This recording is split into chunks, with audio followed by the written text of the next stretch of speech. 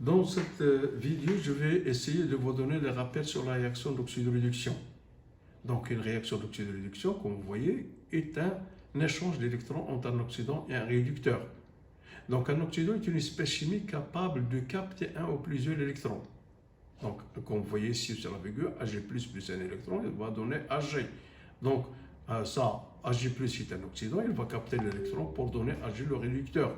Donc, et le réducteur va subir une oxydation pour donner Ag++ plus un électron. Un réducteur est une espèce chimique qui est capable de céder un ou plusieurs électrons. Donc, le réducteur est une espèce qui est capable de céder. Donc, l'aluminium, c'est un réducteur. Donc, il va libérer les électrons, 3 électrons, pour devenir oxydant. Et dans le sens 2, donc l'oxydant va capter les 3 électrons pour donner le réducteur. Donc, oxydant, réducteur, et on va voir l'oxydation. L'oxydation est une transformation au cours de laquelle il y a une perte d'électrons.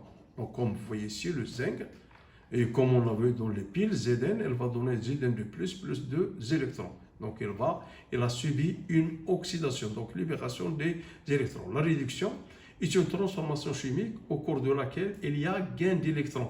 Donc, c'est-à-dire l'oxydant, ici, réducteur, il va donner l'oxydant plus 2 électrons.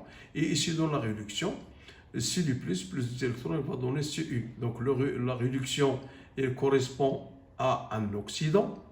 Et on dit que l'élément chimique est réduit. Par contre, dans le cas de l'oxydation, le réducteur va subir l'oxydation. On dit qu'il est oxydé. Donc, pour le couple redox, on appelle couple oxydant-réducteur, deux entités chimiques qui se transforment l'un en l'autre par transfert d'électrons. Donc, Cu et Cu constituent un couple d'électrons, puisqu'il y a un transfert, un échange d'électrons,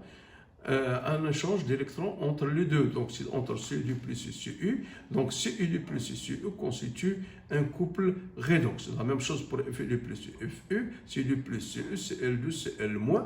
Donc, ce sont des couples redox, donc, parce qu'il y a échange mutuel d'électrons entre l'élément et sa forme.